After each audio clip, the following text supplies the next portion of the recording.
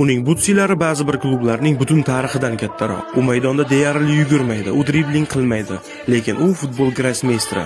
U futbolga IQ tushunchasini olib kirgan shaxs. Sahifamizni kuzatishda davom eting. Bugun Bavariya oddiy futbolchi deb sotib yuborgan, dunyoda paslar aniqligi bo'yicha yagona futbolchi va hatto Bellingham ham qarsak chalib yuboradigan Toni Kroos haqida gaplashamiz. Kroos, Modric, Kazemiro esladingiz-a? Zidanning shonli Realidagi buyuk yarim himoya tizimi. Kazemiro va Modric oldida Kroos paslar qiroli va o'yinni boshqaruvchisi edi. 17 yoshidayoq Bavariyada asosiy tarkibda tushishni boshlagan Kroos 3 ta Bundesliga va Chempionlar Ligasini yutdi.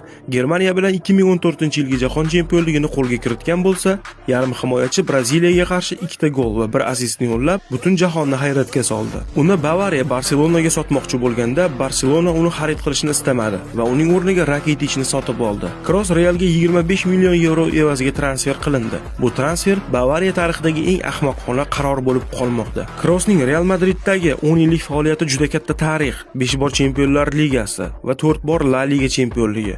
Qolgan sovrinlarni aytib o'tish uchun bizga vaqt yetmasligini aniq bilasiz. U oltin to'p olmagandir, u Realning eng buyuk futbolchisi bo'lmagandir, lekin u futboldan qachon ketish kerakligini bilgan va siz bir umr sevib keladigan afsonaviy futbolchi bo'lib qoladi. Uni qaysi yarim himoyachilar bilan taqqoslay olamiz? Fikrlaringizni izohlarda qoldiring.